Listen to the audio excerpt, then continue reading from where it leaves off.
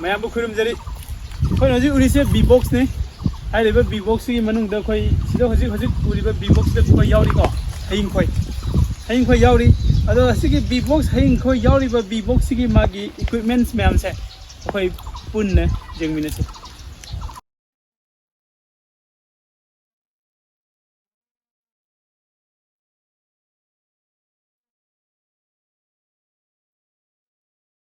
सीसीना तो से करी मम्मी गायबा खोई मखागी फंपा को लिस्टना कोई प्लेटफॉर्म है बदुनी तो सी ख्वाइदगी मखा थंगबो ओइदुनी मखा ख्वाइ थंगबो ओइदुनी सिगी मथंगदा सिगी दोन से लाकदोबा सी दोन से खोइना नंबर सम नकन सिना ममांग थंगगा दोन सिगी मनुंग सिदा अखोगी खोइरा सिंजे हाबकदुनी सिदा जावगदबो खोइरा की साइज ना सी साइज का सब से होइदुनी अदो सी खोइरा से जे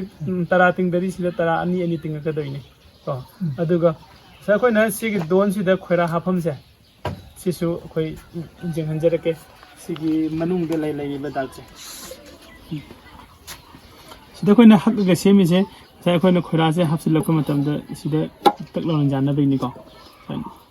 तना खोइ खोइरा सिदा लाकदो खोइरा सिना खोइरा तरुक लाकदो को खोइरा तरुक नि अहुम खोइरा सिंग से लोइना खोइगी तरा हाफकदो वाली लोइना को मंगा तरुक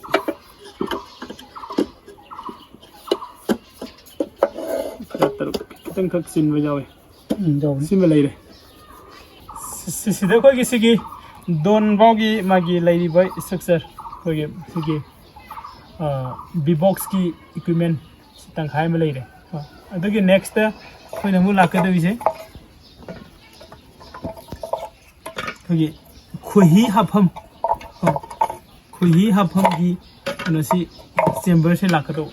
सिगी मखा थंगबो पोर्शन सिदना सिदा सेमकदबो खोइरा सिंग सिदा खोइ मसा कोपा अदैगी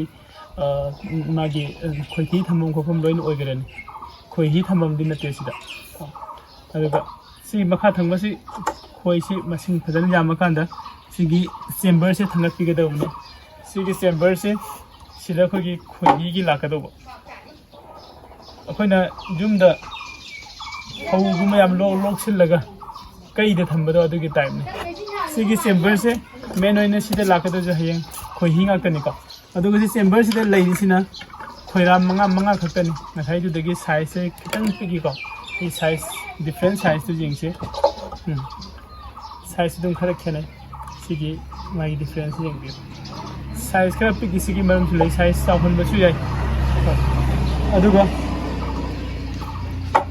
सिगी चेंबर सिदा खोइना सिगी खोइरा साइज अपिपसे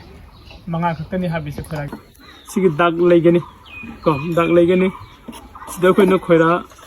सि फ्रेम सि मंगा खतनी हापको मखादा तरुक चले सिदा मंगा खतंग करिगे हापिनो हाइबो क्वेश्चन हम सुलेको मखादा तरुक चले सिदा मंगा खतंग करिगे हापिनो हाइरगदी सिदा खोइना खोइ मसाना सिगी खोइरा सि सेमहनबगी महत्ता खोइ खोइरेनगी खोइरा से कक हापको मतम मागी साइज खरा चावबनी नको कोई तरुक हापदा खरा सिल मंगा हापगा नों थमे अदुगा सिगी मथंगदा सिमु लाने सि मथक खंगबो खोइ कवर ने सिला खुंजिलगा थंबि नाइ अदुगी लास्ट अरोइबदना सिना ख्वाइदगी मथक खंगबो सरगने तो सिगी रूफ फाइटर जुमथक ने सि साना खुंजिंगदोने अदुगा सिगी मथक सिदा खोइना तीन से कवर तौसिन बने अदु हजे जे तीन फंगदबदगी खोइ तीन से हाप सायगी खोइना कनोदा खोइरेनगी खोइरा हापसिन बाइद सिनिको खोइ मसाना साजहलगदी मागी सिगी पाकपगी चांग से थाबगी चांग हाइतारे थाबगी चांग से सिगी फ्रेम सिगी साइज को बदल तो सिदगी याम पाना लाकनी अदो खोइना खोइरेनगी से ओइरगदी सिसिने सिदा खोइना येंगबो जाइसे मागी सेल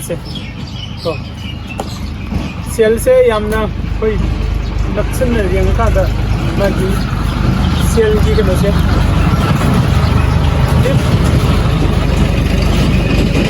लुबई चांगसे याम दिप कोई चांग याम डिफरेंट है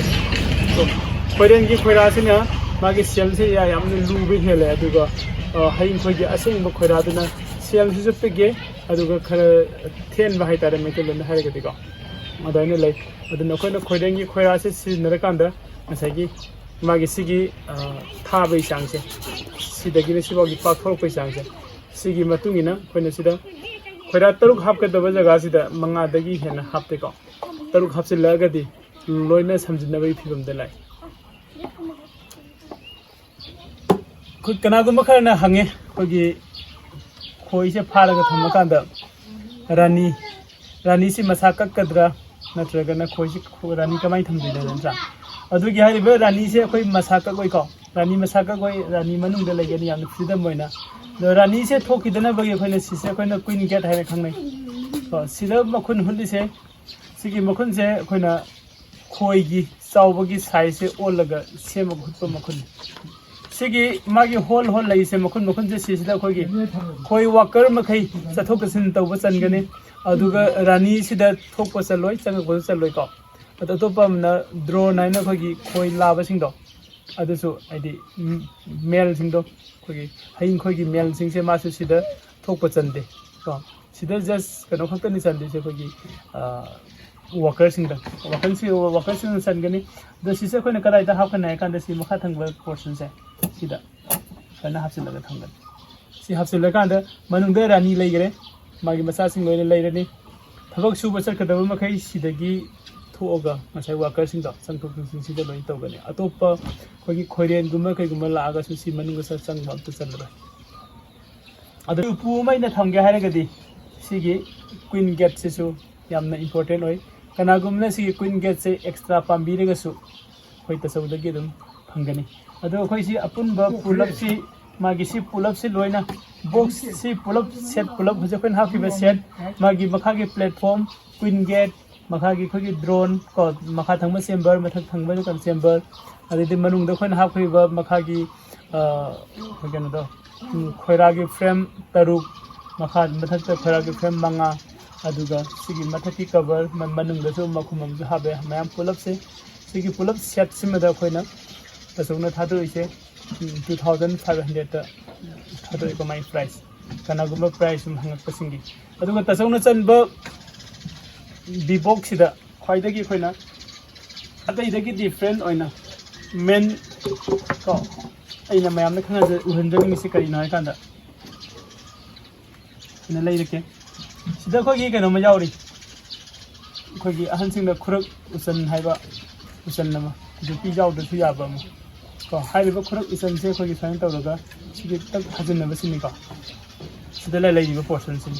jupi yaw draga su dum chan silaga leiba adu bu khare hena chen na ba na ta su jupi thaba adu ma'am khoi upu se ma'am ma chan na ba yam kan honari hoje khoi khare lai bi khoi gi season se loisilani खोई season से लोइसिलकपगा लोइनना खोई उपु चलगा दम थंगनी मथंग से हिगी कनागुम्बा next year गी खोई उपु B box order तौनिंगबसिंग होइतै होना order तौबिबा यागनी यामना मसिंग यामना दरकार ओइबसिंगसु खरा लापिंगै ऑर्डर तौबिरो अदुगा मतम चाना फंगनबा